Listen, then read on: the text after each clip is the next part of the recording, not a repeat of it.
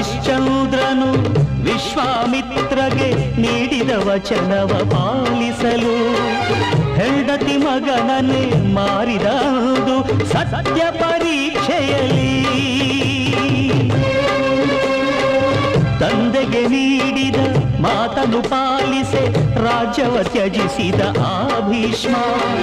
ಬ್ರಹ್ಮಚರ್ಯವ ಸಾಧಿಸಿ ಗೆದ್ದನು ಧರ್ಮ ಪರೀಕ್ಷೆಯಲ್ಲಿ.